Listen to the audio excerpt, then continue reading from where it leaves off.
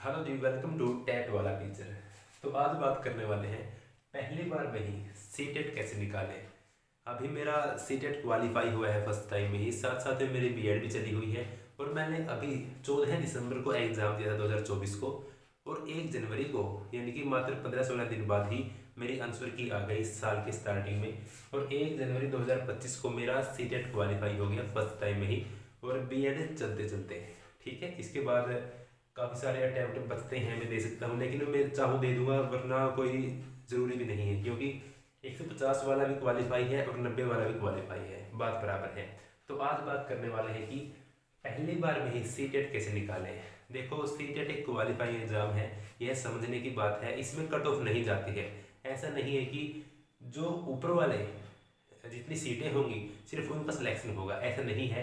यह एक qualifying exam है, यानी कि एक जिस प्रकार से हमारे 10th 12th में थे ना कि 100 में से 33 नंबर पर पास है ना, उसी प्रकार यह एग्जाम है कि 60% पर पास है। 60% होते हैं 150 में से 90 नंबर। तो ये 4-5 बातें इंपॉर्टेंट हैं फर्स्ट टाइम में सीटेट निकालने के लिए।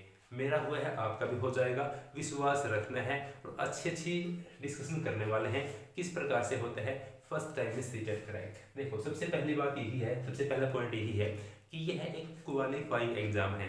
बहुत सारे दोस्त ऐसे हैं जिनको एग्जाम देने के बाद तक, रिजल्ट आने के बाद तक, उनकी पूरी उम्र बीत जाने के बाद तक यह पता नहीं लगता कि यह एक क्वालिफाइंग एग्जाम था। और ये भ्रांतियां फैली होती हैं समाज में कि यार नहीं हुआ, यार ऊपर वाले ही ले गए एग्जाम, तो हम तो रह गए, हमारे नंबर कम थे। जी नहीं उस्ताद जी, आपके नंबर वास्तव में ही कम थे। अगर आपके 90 नंबर होते, 90 मार्क्स होते आपके, तो आपको क्वालिफाई हो जाता। तो सबसे पहली बात आपको यही जाननी है तैयारी शुरू करने से पहले ही कि 150 में से 90 नंबर पर क्वालिफाई होता है। हालांकि आपको 90 नंबर के सोच के नहीं चलना है कि आपको 90 मार्क्स पे ही सिर्फ चाहिए, उसके बाद क्वालिफाई हो जाएंगे, नहीं। अगर आप 90 की ही सोचते हैं तो ये भी गड़बड़ी आप कहीं कर रहे हैं। अगर आप 90 को ही एक टारगेट मान के चलेंगे फिर तो आपके वहीं 75 या 70 के आसपास ही आएंगे। आपको सोचना तो ये है कि जितना अच्छा मैं कर सकता हूँ उतना मैं अच्छा करूँगा, लेकिन 90 एक वो है कि वहाँ तक पहुँचना है, उसके बाद आपका क्वालिफाई हो जाएगा। ठीक है।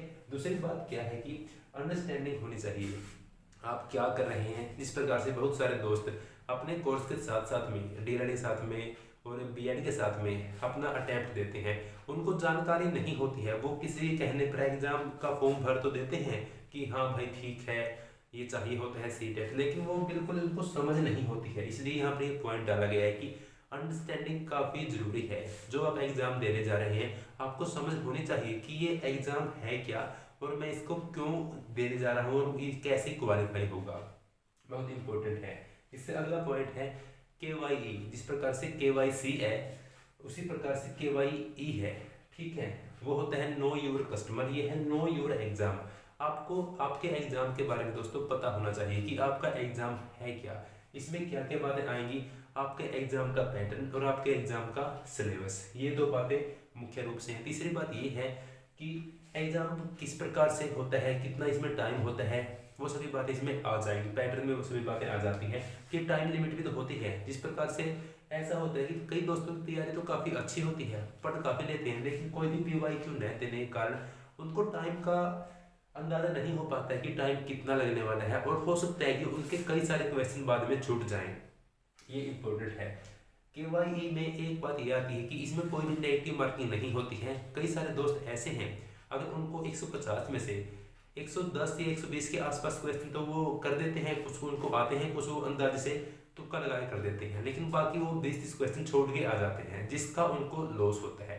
अगर वो लोग उन 20-30 क्वेश्चन को कर आते, बेसिक से वो अपने हिसाब से जो उनको ठीक लगता उस हिसाब से वो कर देते, तो उनमें से चांसेस थे कि उनके कुछ क्वेश्चन ठीक हो जाते, क्योंकि नेगेटिव मार्किंग नहीं है।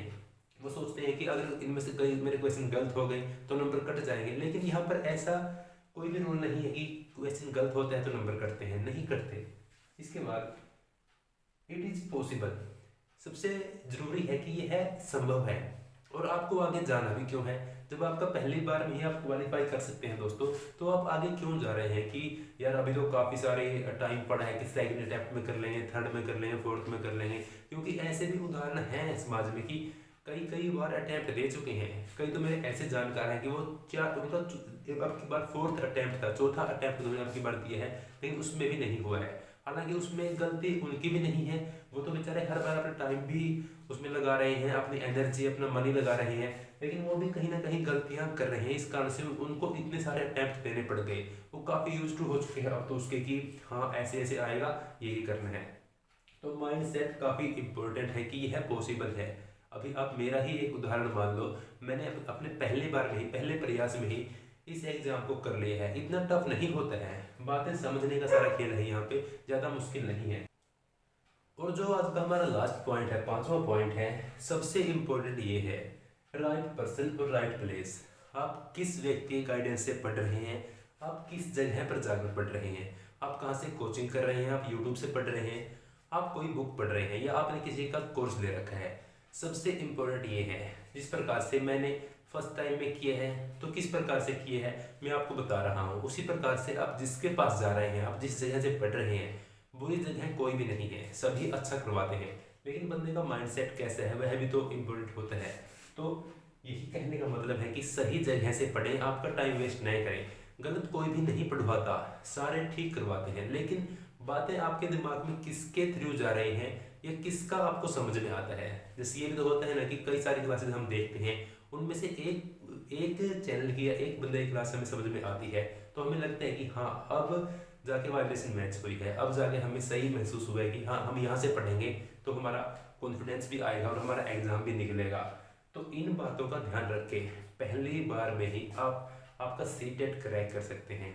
और मैं तो यही चाहता हूँ कि बार बार से पैसे वेस्ट न हो किसी के, और बार बार से टाइम वेस्ट न हो, क्योंकि इसके बाद और भी तो आगे तैयारी करनी होती है ना। ये तो फर्स्ट स्टेप है, ये तो पहली सीढ़ी है, हालांकि ये बहुत ज़्यादा ज़रूरी है।